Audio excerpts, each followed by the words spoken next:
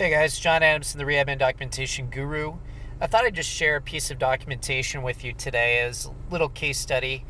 Of course, reminder to you if you're relatively new to my channel, I am currently in the home health sector.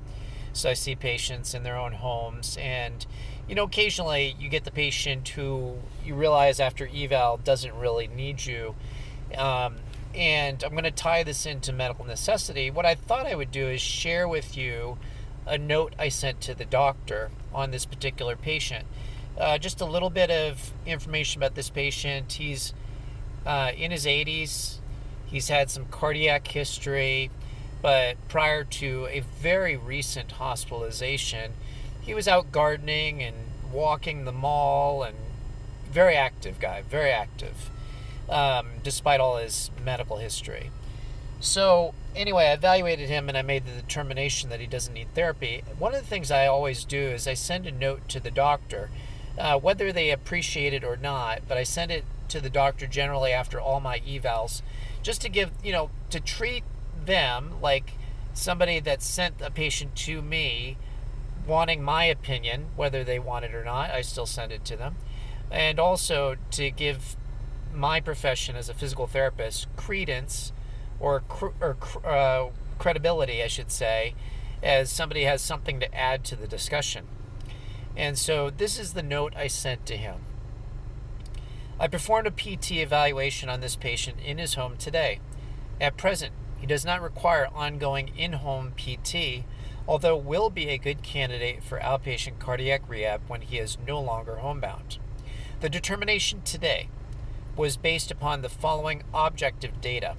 So I want to tell him that there's a rationale for me not picking the patient up. I want to give him very specifically objective information that clearly shows the guy doesn't need skilled PT at this time.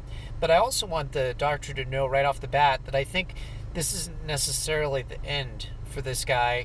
When he recovers from the medical state that he's in, where he is now going out of the house, no longer homebound, I think he's got an outpatient cardiac rehab need. So anyway, this is what I wrote. Number one, Tenetti POMA. But by the way, POMA stands for Performance Oriented Mobility Assessment. Sometimes, so this is a kind of a semantics thing. Sometimes I just throw that on there because it sounds more official than there's just the Tenetti. But that's really the full name of the Tenetti. So anyway, I said Tenetti POMA, a performance measure that assesses balance and gait, was 26 out of 28, indicating a low risk for falls based solely on assessment of gait dynamics and interplay of visual, vestibular, and somatosensory balance components.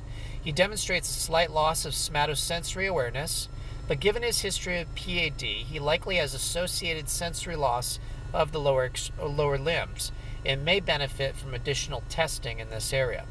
So I'm not giving a diagnosis, but I pretty much can guarantee this guy's got a little bit of peripheral neuropathy. Number two, timed up and go of 11.5 seconds. A time of less than 12 seconds is associated with a lower fall risk, which is true. 12 repetitions on the 30-second chair rise test.